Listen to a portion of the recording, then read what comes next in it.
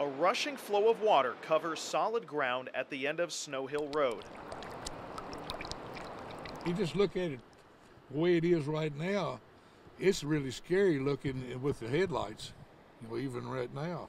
It was after 11 o'clock on Monday night when Robert Owens had an unexpected visitor. He come to my door in his socks, wet, soaking wet, and wanting help. Owens called 911, and as rescuers arrived, the mystery man swam back to his young children and their mother. Holiday weekends are what Lisa Johnson and her search and rescue teams train for. Every morning we check with each other who can be on standby, who can come out. We always have the ice in the cooler with water. We have plenty of hydration for the guys to take up on their trips. Her team was called today, but not for a hiker who had fallen off a cliff on Napier Road in the Red River Gorge. He said that they had a dog that had fell off a cliff or was on a ledge, and we all just got together. Everybody said, I'm coming, and that's what we do. We just jump in our vehicles and go. But overall, this Memorial weekend was surprisingly slow.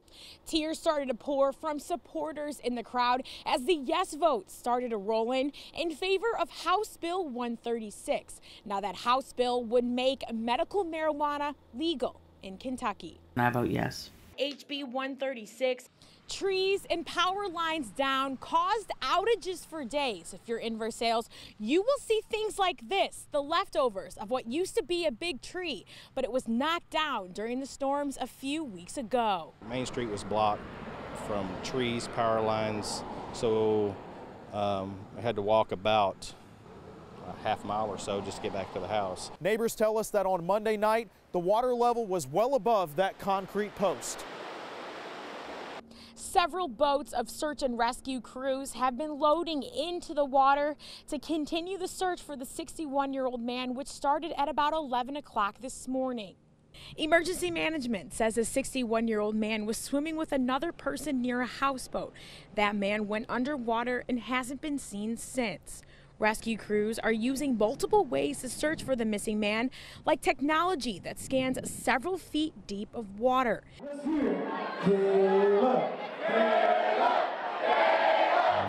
On your waist, it's a heart tattoo. Yeah, that's the one I bought for you. I kind of had this little melody in my head the whole time, and I had that for about a week, and then I finally put words to it. My great-grandfather, Pappy Cecil, when I was younger, he played a lot of bluegrass, built bluegrass instruments, so that was my first introduction to music. But when I was 15 or 16, I really got into writing, the whole aspect of writing, and that's kind of what made me jump into the whole field of country music.